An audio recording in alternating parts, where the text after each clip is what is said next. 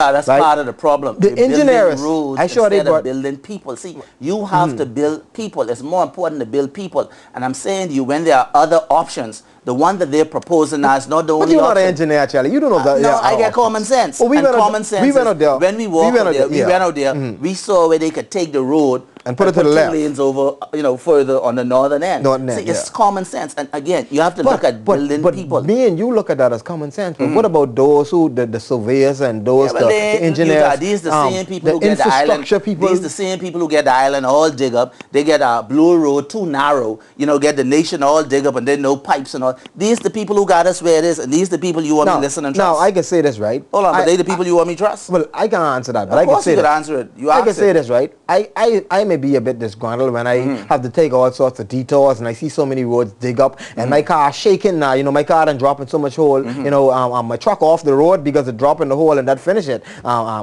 I in the wife's car. I could be upset, but I am waiting for the finished product that they said to see if it's going to make a difference. But I'm no engineer, so I can't answer what you're trying to say. Let me give you the finished product. The finished product is you have beautiful roads, all right? But great infrastructure. But the murder count is 200-300 per year. The children, when you ask them, who are they? They don't know. Now you get the Chinese here, you get the Haitians here, you get the Cubans coming here. Who is the Bahamian?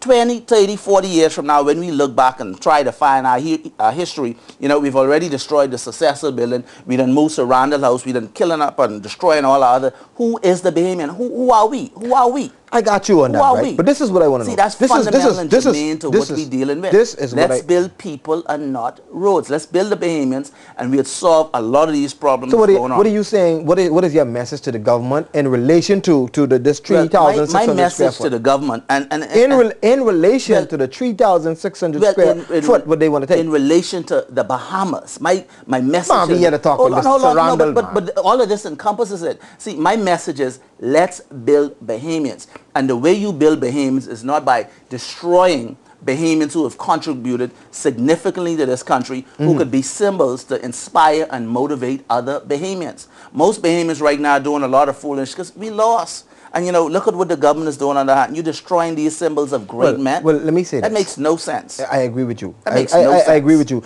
But I still also say we're not giving honor where honor is due. The government is not doing that by using his property, because they can erect a bus in Rawson Square or over in Parliament Square of Sir Randol Fawkes. We're missing the point. We're missing the point. His house. You cannot say his property is a national icon. Yes, you can. Yes, you can. See, if you value the person and you recognize it, look here, this is where this man sat and his memoirs and wrote all these great things that he did. These things are also tourist sites. Hey, a church is open to the public. A graveyard is open to the public. Any public can go and visit them. But can anybody go and visit? Of course you could. Of course you could. The bottom line is we have done a terrible, terrible job. I'll give you an example. People say Sir Lyndon Pillin was born up in Mason Addition. Where's the house that he grew up in? I'd like to see the house that Sir Lyndon grew up in. And I'd like little children to tour the house and say, you know what? The Prime Minister of this country came from this little house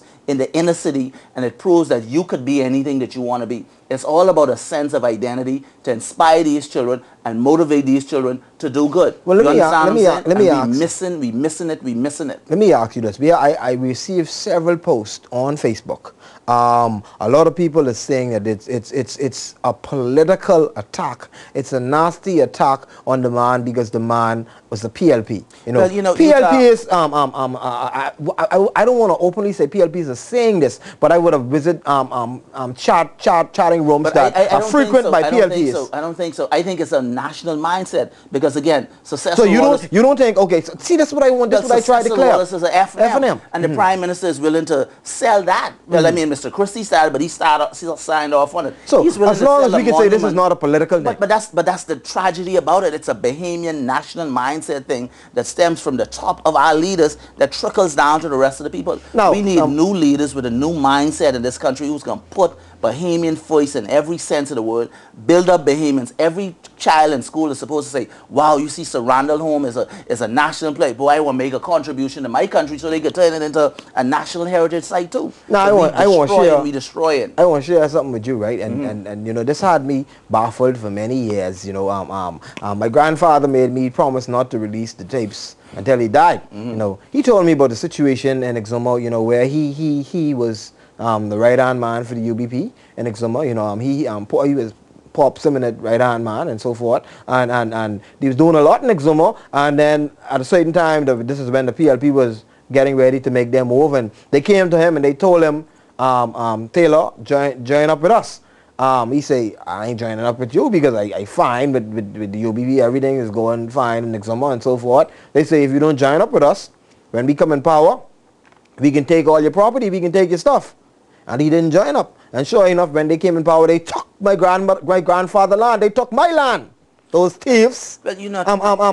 So should I be upset with the government? Well, should I be upset with the Progressive Liberal Party government? Well, I mean, should Sir Randol Fawkes' family be upset with the FNM government? Well, Utah, my game is on a different level. You remember, I'm a swing voter. I into the PLP thing, I into the FNM thing, I'm into the Bahamian thing. Well, let me show you. And what I'm into transcends all of that other stuff. It's about building Bahamians. Well, before you go into that, right? That is up to you. I was alluding to something. Before you go to that, right? Now, when common sense and me hit, I decided to do some research, and this is what I found out. I was trying to get my family on the line before we did the show to find out if they got a penny for this. For this land being taken. As far as I can remember, I don't think we got anything, but I could be wrong. But this is what I discovered. Property condemnation process. 1, you'll receive a notice stating that the government is interested in your property. 2, the property is appraised to determine the fair market value. 3, the government makes offer for your property. 4, if you accept the offer, the government will ask you to sign a legal release waiving you from the right to sue the government. If you don't accept the offer, the government will take the matter to court, and the judge will decide whether the property could be taken and how much you will be paid. As far as I know, well, none of this happened with us. But well, any government for the infrastructure, any government for the development of the country has the right to take that property. But nobody is disputing that, Utah. I mean, here I have the acquisition of land. You know, the notice of possession. The point that I'm making is this, okay?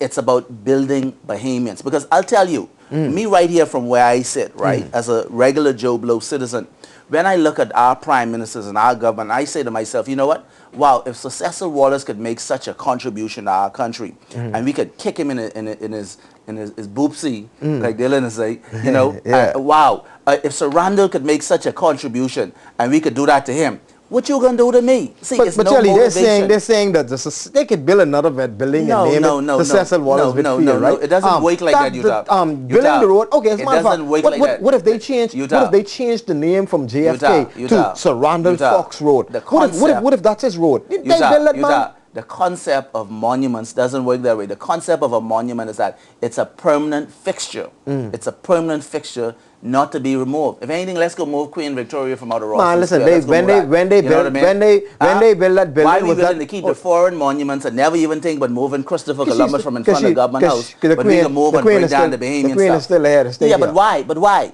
Why? Because you know why? We respect them more. We respect them more, and we show more honor to them than we choose to show to our own. That is so profound to me. Man, listen, and you know what? When I get into conversations with Bahamians and they take a position contrary to a Bahamian position, it simply says to me, we've been doing a terrible job, and it's no wonder that we're in the position that we're in. I don't think that they are actually showing disrespect to Sir Randol Fawkes. Disrespect. I don't think that they're